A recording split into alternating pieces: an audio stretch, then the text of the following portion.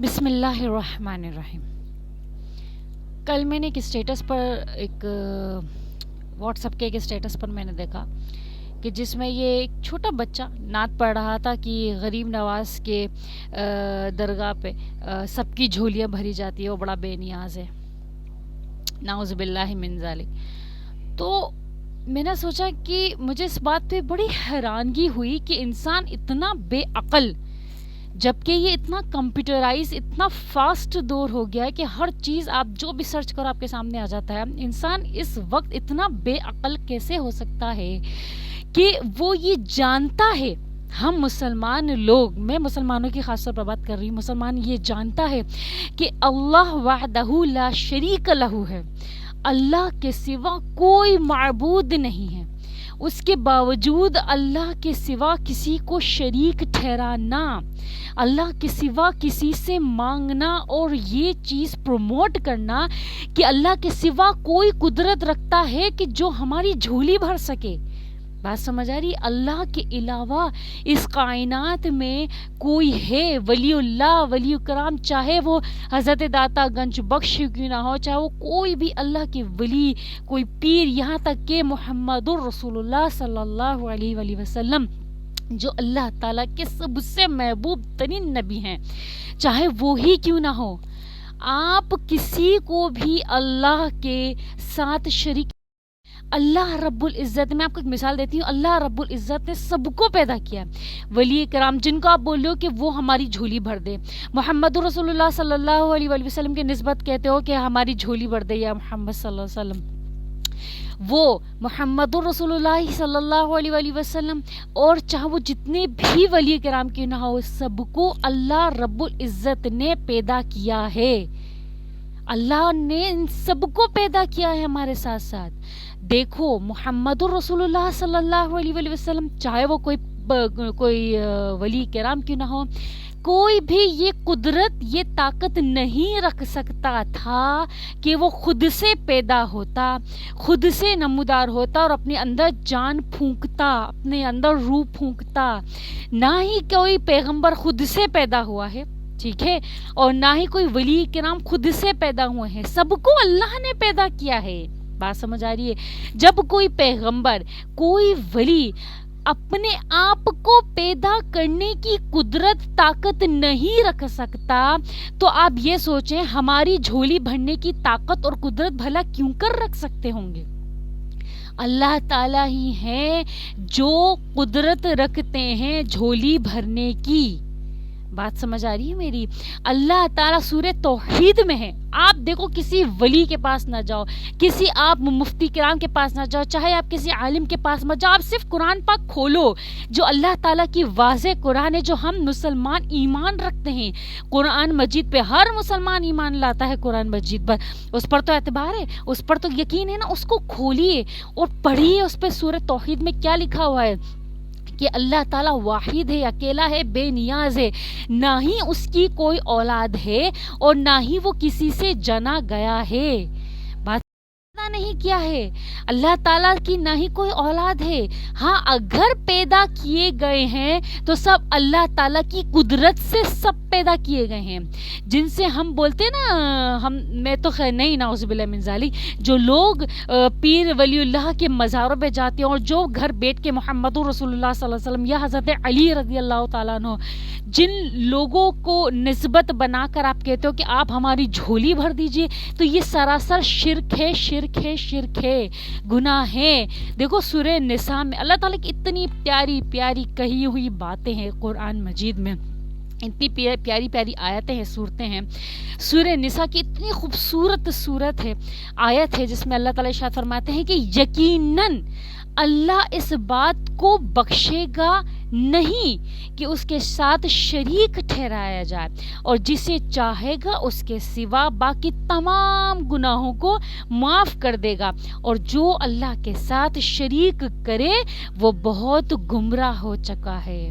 اس آیت میں آپ کو کیا سمجھ میں آ رہا ہے؟ میں بتاتی ہوں، بہت واضح ہے، بہت واضح ہے۔ آپ دوبارہ اس آیت کو ترجمہ پڑھو گے نا، سورہ نساء کی یہ آیت آپ پڑھو گے، ترجمہ پڑھو گے، آپ کو خود واضح طور پر، آپ کو کسی مفتی کے پاس، عالم کے پاس، کسی حافظ کے پاس آپ کو جانے کی ضرورت نہیں ہے. آپ خود کو پتہ چل جائے گا ترجمہ پڑھ کے کہ اللہ تعالیٰ ہم سے کیا فرما رہے ہیں، کہ اللہ تعالیٰ شرک کے علاوہ باقی تمام جتنے گناہ ہم کر چکے ہیں یا کر رہے ہیں، چاہے وہ سب سے بڑا گناہ سود کیوں نہ ہو، چاہے وہ شراب پینا کیوں نہ ہو، چاہے وہ چوری چکاری ڈکیتی کیوں نہ ہو، چاہے وہ زنا خوری کیوں نہ ہو، چاہے وہ کسی کو قتل کرنا کیوں نہ ہو، چاہے وہ نماز چھوڑنا کیوں نہ ہو، اتنے بڑے بڑے گناہ اللہ تعالیٰ کہہ رہے ہیں کہ میں چاہوں تو میں معاف کر دوں گا، میں چاہوں گا تو میں معاف کر دوں گا، لیکن کروں گا. اللہ تعالیٰ نے دنیا میں ہم کو تنبیہ کر دی. روز محشر میں اس بات کی سفارش بھی نہیں چلے گی کہ اللہ تعالیٰ اس بندے نے شرک کر دیا تھا تو اس کو بھی معاف کر دیجئے. رسول اللہ صلی اللہ علیہ وسلم ہماری سفارش کریں گے تو، لیکن رسول اللہ صلی اللہ علیہ وسلم کسی مشرک بندے کی سفارش نہیں کریں گے جو اللہ تعالیٰ کے ساتھ شریک ٹھہراتے ہیں نا، جو اللہ کے سوا کسی اور سے مدد طلب کرتے ہیں اور بولتے ہیں ہماری جھولی بھر دو، اے داتا گنج بخش محمد رسول اللہ، اے علی میری جھولی بھر دو. یہ جو شخص لفظ بولتا ہے، اللہ کے ساتھ شریک ٹھہراتا ہے، اللہ کے علاوہ کسی اور سے مانگتا ہے، تو اللہ کے ساتھ یہ شریک ٹھہرانا. وہ اللہ تعالیٰ نے واضح طور پر قرآن مجید میں فرما دیا، بہت سی جگہوں پر فرمایا. میں تو صرف سورہ نساء کے ترجمے کی بات کر رہی ہوں نا، ایک آیت بھی ہمارے لیے کافی ہو جانی چاہیے. اللہ تعالیٰ کا ایک لفظ کہا ہوا ہمارے لیے کافی ہو جانا چاہیے کہ اللہ تعالیٰ نے کہہ دیا ہے کہ میں شرک کے علاوہ سب گناہ معاف کر دوں گا. چاہے تم پوری دنیا تم کے گناہ جو ہے نا بڑھ کے آسمان سے لگا دو، اتنے گناہ کر لو، میں چاہوں گا میں معاف کر دوں گا. سفارش ہوگی رسول اللہ صلی اللہ علیہ وسلم کی طرف سے، میں معاف کر دوں گا، لیکن میں شرک معاف نہیں کروں گا. اللہ تعالیٰ نے واضح طور پر بتا دیا ہے، سیدھی سادی بالکل کھری بات اللہ تعالیٰ نے، نہ آگے کچھ نہ پیچھے کچھ، کوئی اتنی زیادہ سخت بات نہیں کی کہ ہمیں سمجھنے میں کوئی پریشانی ہو یا ہمیں مفتی کے پاس جانا پڑے یا اس کے بھی 2-3 ترجمے نکلتے ہوں گے یا تشریح تفسیر نکلتی ہوگی. نہیں، بالکل واضح طور پر اللہ تعالیٰ نے بتا دیا ہے کہ میں شرک معاف نہیں کروں گا، اس کے علاوہ جو چاہے گناہ معاف کر دوں گا. اور جو شخص شرک کرتا ہے وہ صریح گمراہی میں ہے. بات سمجھ میں آ رہی ہے میری؟ جب اللہ تعالیٰ نے ایک دفعہ کہ اللہ تعالیٰ نے کتنی دفعہ قرآن مجید کوئی گناہ جو چاہیں گا معاف کر دوں گا لیکن شرک معاف نہیں کروں گا. اب آپ خود سوچو، آپ خود اس بات کو سوچو کہ اللہ تعالیٰ کے حکم عدولی کرنے کا کتنا بڑا گناہ ہے جو ہم اپنے سر لے رہے ہیں. اور سب سے بڑا گناہ تو یہ ہے کہ ہم اللہ تعالیٰ کے ساتھ کسی کو شریک ٹھہرا رہے ہیں. دیکھو، اللہ کے سوا کسی کو شریک ٹھہرانا یہ صریح گمراہی ہے، جرم ہے، ظلم ہے، گناہ ہے.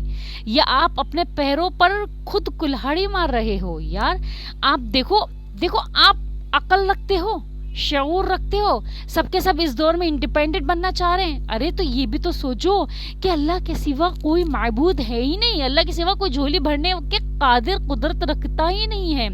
رسول اللہ صلی اللہ علیہ وآلہ وسلم جو اللہ کے سب سے محبوب پیغمبر ہیں، جب رسول اللہ صلی اللہ علیہ وآلہ وسلم خود بھوکے رہے ہیں، کتنی جنگوں میں صحابہ کرام بھوکے رہے ہیں، غزوہ خندق میں اپنے پیٹ پہ پتھر باندھا ہے، آتے تو رسول اللہ صلی اللہ علیہ وسلم اشارہ کرتے اور پہاڑ کے پہاڑ سونے کے بن جاتے. کر سکتے تھے؟ نہیں کر سکتے تھے. لیکن اس میں بھی اللہ تعالیٰ کا حکم ہونا ضروری تھا، اللہ تعالیٰ کا حکم ہونا ضروری تھا. اس میں بھی اللہ تعالیٰ سے اجازت مانگتے، اللہ تعالیٰ کو بولتے کہ یا اللہ تو بناتے اس کو سونا، یا اللہ تو کر دے اس کو سونا، یا اللہ تو ہمارے لیے کھانا لے آ. تب بھی اللہ تعالیٰ سے مانگتے، اللہ تعالیٰ تو فوراً قبول کر دیتا کیونکہ اللہ تعالیٰ کے محبوب پیغمبر ہیں. سمجھ آ رہی ہے؟ رسول اللہ صلی اللہ علیہ وآلہ وسلم نے بھی اللہ ہی سے مانگا ہے. جب ہمیں یہ تعلیم دی ہے کہ اللہ سے مانگو تو ہم کیوں رسول اللہ صلی اللہ علیہ وسلم سے بول رہے ہیں کہ آپ ہماری جھولی بھر دیجیے؟ یہ تو بے عقلی ہے، سراسر بے عقلی ہے، یہ تو عقل شعور ہے نہیں. تو شاید اس لیے بولا جا رہا ہے. جو شخص یہ بولتا ہے، میں تو کہتی ہوں وہ تو ایب نارمل ہے. پھر تو جو شخص کہتا ہے کہ اے محمد صلی اللہ علیہ وسلم ہماری جھولی بھر دیجیے، یا علی ہماری جھولی بھر دو، نعوذ باللہ، داتا گنج بخش آپ ہماری جھولی بھر دو، میں تو کہتی ہوں وہ ایب نارمل بندہ ہے. اتنی سی بات جو عقل میں آنی چاہیے. محمد رسول اللہ صلی اللہ علیہ وسلم کو سب مانتے ہیں کہ وہ آخری پیغمبر ہیں، اللہ تعالیٰ کو سب مانتے ہیں لیکن پھر بھی شریک ٹھہرا رہے ہیں. تو مجھے تو لگتا ہے یہ شعور کی کمی ہے یا تو پھر ایب نارمل پن ہے یہ تو, کہ انسان نارمل نہیں ہے اس بات کو اگر بول رہا ہے کہ ہماری جھولی بھر دو. کتنا بڑا گناہ ہے, یہ ظلم کر رہے ہو. اور آپ بول رہے ہو کہ میں مسلمان ہوں. نہیں, اسلام کے دائرے سے آپ خارج ہو چکے ہو. کلمہ پڑھو, اللہ سے توبہ کرو, یا اللہ میں تیرے سوا کسی کو نہیں بولوں گا کہ میری جھولی بھر دے. اگر آپ یہ کہتے ہو کہ محمد رسول اللہ صلی اللہ علیہ وسلم میری جھولی بھر دیجیے, تو آپ شرک کر رہے ہو. اللہ تعالیٰ سے توبہ کرو. اگر یہ بات میری آپ تک, آپ کے دل میں, آپ کے دماغ میں گھر کر رہی ہے, ہدایت مل رہی ہے, اللہ تعالیٰ آپ کو ہدایت دے رہے ہیں, اگر میری ان جملوں کی وجہ سے میں چاہتی ہوں اللہ تعالیٰ چکے ہیں یا کر رہے ہیں, میں چاہتی ہوں اللہ تعالیٰ ان کو ہدایت عطا فرمائے, اللہ تعالیٰ ہمیں بھی ہدایت عطا فرمائے, تو سب سے پہلے آپ نے کیا کرنا ہے؟ توبہ استغفار کرنا ہے, کلمہ طیبہ پڑھنا ہے, توبہ استغفار کرنا ہے, اور اللہ تعالیٰ سے اپنے گناہوں کی توبہ کرتے رہو, معافی مانگتے رہو, کلمہ پڑھتے رہو, اور صرف اللہ سے مانگو. بات سمجھ آ رہی؟ اور جو جتنے بھی پیر ولی اولیاء کرام گزرے ہیں ان کے نقش قدم پر چلو کہ انہوں نے کیا کیا ہے. انہوں نے بھی صرف اور صرف اللہ سے مانگا ہے. دیکھو کوئی بھی ولی کسی ولی کے مزار پہ نہیں گئے, کوئی بھی ولی رسول اللہ صلی اللہ علیہ وسلم سے مانگا نہیں. سارے ولی جو اللہ کے دوست بنے ہیں نا, اللہ کے ولی بنے, انہوں نے صرف اور صرف اللہ کو بڑا جانا ہے, صرف اللہ سے مانگا ہے کہ اللہ آپ ہماری جھولی بھر دیجئے, اللہ آپ ہمیں ہدایت کے راستے پر رکھیے. انہوں نے تو ڈائریکٹ اللہ سے مانگا ہے. انہوں نے کسی بھی پیر کے مزار پر نہیں گئے, کسی بھی ولی کرام کے مزار پر نہیں گئے. یہ تو ہم لوگ ہیں, یہ ہمارے وقت, ہمارے دور میں اتنا عام ہو چکا ہے مزاروں پہ جانا, چادر چڑھانا, پھول چڑھانا, اور باقاعدہ طور پہ چلو یہاں تک پھول چڑھا دیے, چادر چڑھا دی, چلو یہ شرک نہیں ہے, ٹھیک ہے, لیکن باقاعدہ طور پر ہاتھ اٹھا کے دعا مانگنا کہ آپ ہماری جھولی بھر دیجئے, آپ ہماری بیماریوں میں شفا عطا کریے, یہ سری گمراہی ہے, یہ شرک ہے. آپ خود سوچو نا, جب جس ولی کو آپ بول رہے ہو بھر دیجئے, وہ تو خود کہہ رہے ہیں کہ بھائی ہم نے تو ڈائریکٹ اللہ سے مانگا, اب ہم سے کیوں مانگ رہے ہو, ہم قدرت نہیں رکھتے, طاقت نہیں رکھتے. قدرت و طاقت رکھتے ہوتے تو آج قبر میں نہیں ہوتے, آج ہم بھی باہر ہوتے, قبر کے اندر نہیں ہوتے. قبر کے اندر وہ مٹی میں ہیں. دیکھو مٹی کی کوئی اوقات ہے, کوئی وقت ہے مٹی کی؟ نہیں ہے مٹی کوئی وقت. وہ مٹی جس پر ہم اپنے گندے پاؤں لے کر چل رہے ہیں, جو ہم اپنی گندی سوچ لے کر چل رہے ہیں جس مٹی پر, اسی مٹی میں دفن ہے, مٹی میں ہم نے بھی جانا ہے. اس مٹی میں جو اولیاء کرام دفن ہیں, اس میں قبر بنی ہوئی ہے, کہ وہ اتنی قدرت نہیں رکھ سکتے کہ وہ اس مٹی سے باہر نکل کے آ سکیں, کسی پاک کسی اچھی جگہ پر رہ سکیں. نہیں, وہ بھی اسی مٹی میں ہے جس مٹی میں ہم کو جانا ہے. بات سمجھ میں آ رہی ہے؟ اللہ کرے سمجھ میں آ جائے یہ بات. امید کرتی ہوں آپ کو میری بات اچھے سے سمجھ میں آئی ہو. جزاکم اللہ خیرن, احسن الجزاء فی الدارین.